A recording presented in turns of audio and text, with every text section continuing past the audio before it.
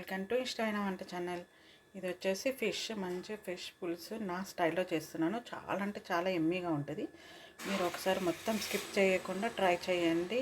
మొత్తం రెసిపీ చూసేసి మీరు ఖచ్చితంగా ఇష్టపడతారు. నేను వచ్చేసి ఒక కేజీ బావు ఫిష్ తీసుకొని ఇట్లా క్లీన్ చేసేసి పెట్టుకున్నాను.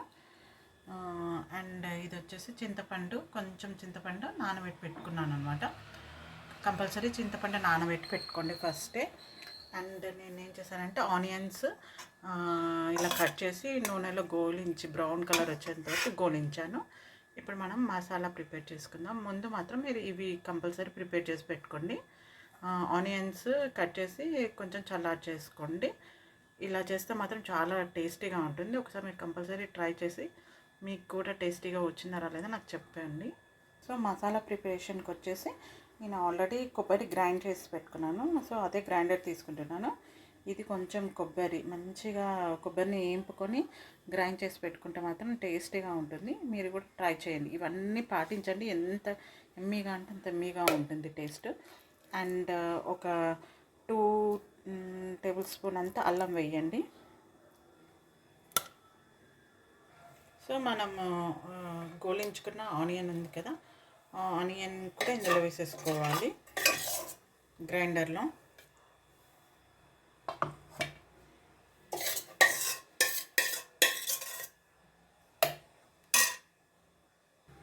సో అది వేసుకున్నాక మనము చింతపండు నానబెట్టి పెట్టుకున్నాం కదా, చింతపండు అది వేసేసుకోవాలి ఇందులో.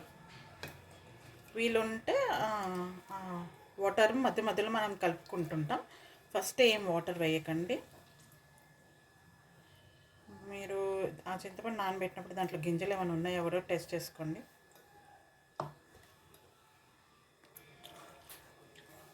ఒక స్పూన్ పసుపు వేసుకుంటున్నా.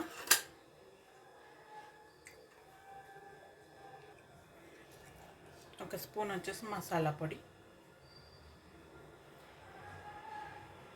ఈ మసాలాలు మీకు కారం చూసుకొని మరి వేసుకోండి.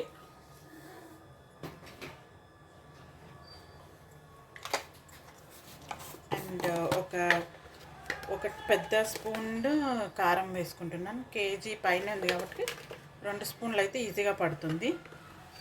చూసి వేసుకోండి కారాలు మాత్రం.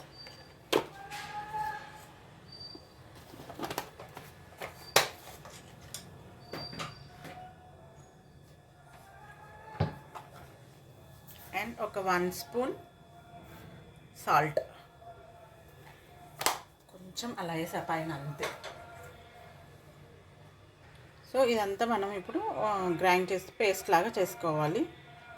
సో ఇలా గ్రేవీ ఇలా మంచిగా గ్రైండ్ చేసి పెట్టుకుంటే మాత్రం చాలా అంటే చాలా టేస్ట్ ఉంటుంది. సో ఇప్పుడు మనం ప్రాసెస్లోకి వెళ్ళిపోదాం. ఇందాక ఆనియన్స్ ఉంది కదా, అదే పెట్టేసుకొని హీట్ చేసుకోవాలి. హీట్ అయ్యాక కొంచెం ఆయిల్ వేసుకోవాలి. ఈ స్టైల్లో చేస్తే మాత్రం నిజంగా చాలా డిఫరెంట్గా అండ్ ఎమ్మీగా ఉంటుంది. మీరు ఒకసారి ట్రై చేయండి. మీ కొంచెం ఈ నాన్ వెజ్ కర్రీస్కి ఆయిల్ కొంచెం ఎక్కువనే పడుతుంది.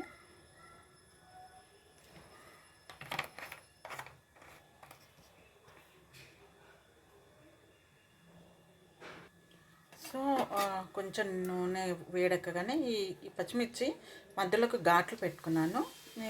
కావాలనుకున్న వాళ్ళు తింటారు, లేకపోతే వదిలేస్తారు. ఇలా నూనెలో గోల్తో మాత్రం చాలా టేస్ట్ ఉంటుంది.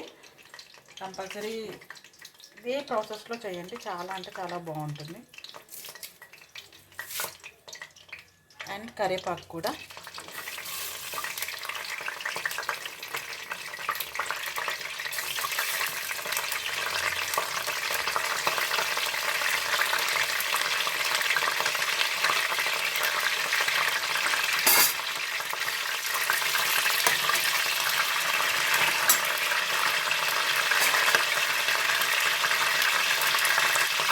అది గోలుతున్నప్పుడే మనం చేసి పెట్టుకున్న గ్రేవీ ఉంది కదా, అదంతా వేసేసుకోవాలి.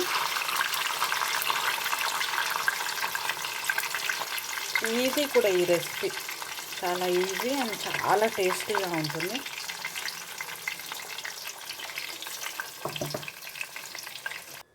సో ఇలా అంతా గ్రేవీ వేసుకున్నాక జస్ట్ కొంచెం ఒక పొంగు వచ్చేంత వరకు, అంటే మ్యాక్సిమం ఒక 5 మినిట్స్లో పొంగు వస్తుంది. పొంగు వచ్చేంత వరకు, అంటే ఈ పచ్చివాసన ఇట్లా ఉడికి పచ్చివాసన అంతా పోవాలన్నమాట. తర్వాతనే మనం ఫిష్ వేసుకోవాలి. చాలా అంటే చాలా టేస్టీగా ఉంటుంది. ఇలా మాత్రం మీరు కంపల్సరీ ట్రై చేయండి. సో ఇలా కొంచెం మసులుతున్న టైంలో మనము ఫిష్ వేసుకోవాలి. ఒక 5 మినిట్స్ మసిలింది కదా, ఇప్పుడు ఫిష్ వేసేసుకోవచ్చు. చాలా సింపుల్ ప్రాసెస్ కదండి. ఒకసారి మీరు ట్రై చేసి చూడండి.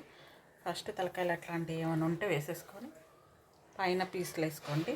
అండ్ ఇంకోటి ఇలా మొత్తం అన్నీ వేసేసుకోవాలి. మన కడిగి పెట్టి ఉన్న ఫిష్ ఉంది కదా, వేసుకొని సింపుల్గా కలుపుకోవాలి. కలుపుకోవడం కూడా సింపుల్గా కలుపుకోవాలి. ఒక్కొక్కటి 1 బై 1 డ్రాప్ చేసి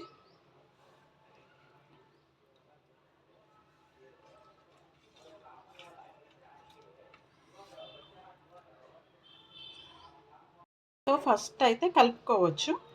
కానీ ఇంకా ఇలా మొత్తం ఫిష్ ముక్కలు 1 బై 1 వేసేసి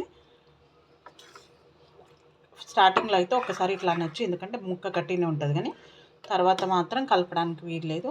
ఇవి డిప్ అయ్యేంత వరకు ఇట్లా ముంచుకోవాలి. సో ఇంకా అలానే ఉడకనివ్వాలి. చాలా అంటే చాలా టేస్టీ అండ్ యమ్మీగా ఉంటుంది. ఈ స్టైల్లో మాత్రం మీరు ఒకసారి ట్రై చేయండి. మీరు నాకు తెలిసి ఎవరు చేసి ఉండరు ఇలా. మీరు పచ్చివాసన ఉంటుందేమో అనుకుంటున్నారు కానీ ఉండదు, ఇలానే బాగుంటుంది. సో ఇలా ఒక 5 మినిట్స్ ఉడకనివ్వాలి. ఇంకా మీరు మళ్ళీ ఎక్కువ టచ్ చేయకండి, ముక్కలు చితికిపోతాయి. అందుకనేసి టచ్ చేయకుండా ఇప్పుడు మనం వచ్చేసి కొంచెం ధనియాల పొడి వేసుకోండి లాస్ట్కి. ఒక table spoon and 2 table spoons వేసుకోండి. టేస్ట్ బాగుంటుంది ధనియాల పొడి టేస్ట్. కొంచెం